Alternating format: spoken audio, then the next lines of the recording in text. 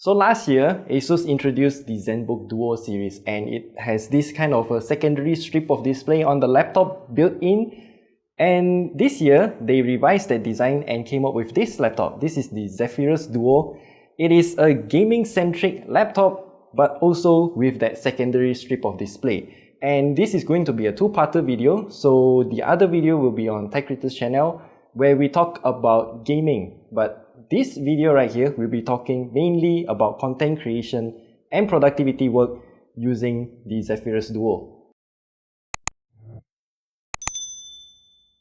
So I just want to move something out of my system first, which is the specs of this laptop. This is obviously a top-of-the-line laptop, so it comes with the best laptop hardware available right now. So it comes with an Intel Core i9-10980HK, NVIDIA GeForce RTX 2080 Super Max-Q, 32 gigs of DDR4 3200MHz, and double 1TB NVMe SSD in RAID 0. And for the display, there are a total of two variants. So the one that we have here is with the 4K 60Hz panel with 100% Adobe RGB coverage, according to their specs, of course. And you also have another more gaming-centric variant of this screen here, which is also the same 15.6 inch, but at 1080p, 300Hz with 3 milliseconds response time. But the color gamut coverage is not as good, so that one is only 100% sRGB. So I just want to quickly highlight that the colors and brightness and everything else that has to do with this 4K 60Hz panel is amazing. The colors are vibrant, they are vivid, and as you can see here, our studio is very bright right now, but at 100% brightness, you can still see everything on the screen very clearly, and it's actually kind of blindingly bright as well. But it doesn't matter which screen you are taking for this laptop because both of them will support G-Sync. So one quick note here, ASUS actually created a special switch where you can switch between Optimus mode and also G-Sync mode. So it's a button in the Armoury Crate software which requires you to totally reboot the entire laptop. But I think that's kind of a good first step because until now, if your laptop has G-Sync screen, then you will have to forever lock in discrete GPU mode, which means your battery life will just be dead within like a very short time. But this laptop, since it offers you the Optimus option as well, so you can switch into your iGPU when you're on battery, which means you're supposed to get longer battery life.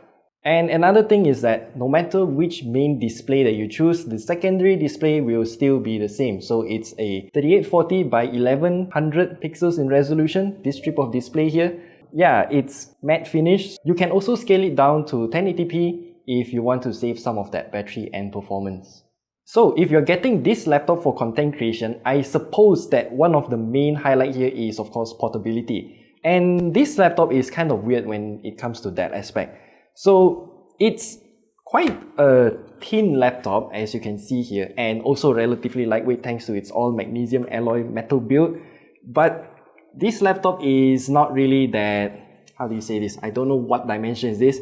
It's kind of wide, so it doesn't really fit into my bag despite it using a 15.6 inch screen like many other laptops that I fit into that same backpack.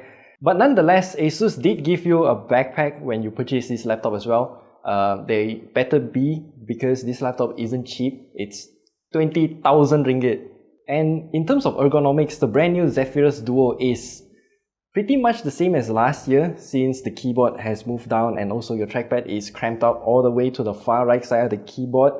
It works, the keyboard feels good, and the trackpad is also somewhat the same as last year. You still have that number pad feature as well, which is handy if you need it, and it also comes with a wrist rest.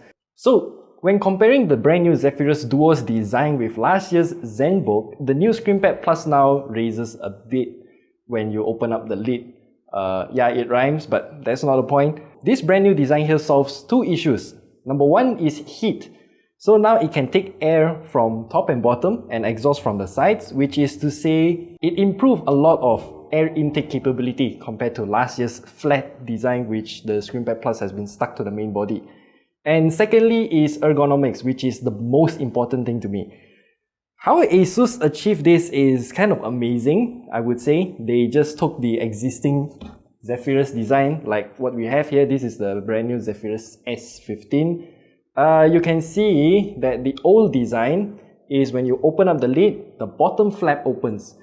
But ASUS just reversed the entire hinge and made it open upwards when you open up the lid instead of the bottom flap. So this is what we got, and yeah, it's kind of interesting, but of course it's not perfect. One of my original complaints from the ZenBook Duo last year was that I want the secondary display to be user tiltable, as in I can adjust what angle I want it to be.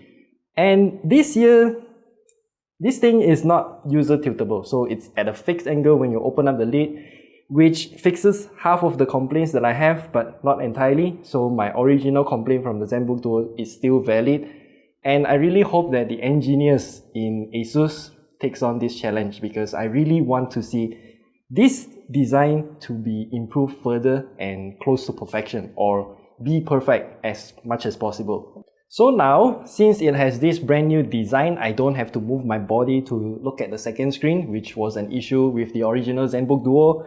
I find myself editing quite a lot of videos using this laptop on its own. So I move my timeline down here to the strip of display because that's what fits there perfectly. And this main display here, I'll be using it as my preview, the preview window on Premiere Pro. I don't know what's that called, but the video player. So it works very well, but of course Premiere Pro, you have to adjust your workspace according to your setup, because there's no official support for Premiere Pro using this laptop. And yeah, I find myself enjoying the experience a lot. But then again, ASUS included a total of 3 different frame profiles, or at least performance profiles, into this laptop, which is accessible through the Armoury Crate software. So number 1 is called Silent, which is self-explanatory since it just silences your fans. Secondly is Performance mode, and then thirdly is Turbo mode. So Performance mode is kind of an in-between, silent and also turbo. And turbo mode is just ramping up the fan at nearly 100% all of the time, which means it's gonna be very noisy. And the fan noise is what concerns me the most, because you see, when I'm creating videos using this laptop, I really don't want to wear any headphones because that's just how I work. The fan noise is a bit loud, even in performance mode. Let's just not talk about the turbo mode for now. If I'm going to use the silent profile to edit videos, the performance will drop quite a lot to the point where it starts stuttering quite a bit. That's quite a bummer. And of course, you can also set your manual fan profile as well, but of course that depends on your own user preference on how loud you want the fan to be. So, as a portable content creation laptop, I also tried something I don't think a lot of people will try, is to use the included 65-watt charger which came along with the laptop to edit videos on the go. Number 1, don't use G-Sync mode because that one will suck up all the battery and the 65-watt charger just can't handle it. So I switch it back to Optimus mode, and then I try editing video on Premiere Pro. It works, but definitely not perfect because it kind of slowly drains your battery. Within an hour, it dropped by 10%, even in performance mode, not even turbo. It's definitely usable, but you're still on a time limit if you are editing videos when plugged into that 65-watt charger. So in terms of content creation, that's about it.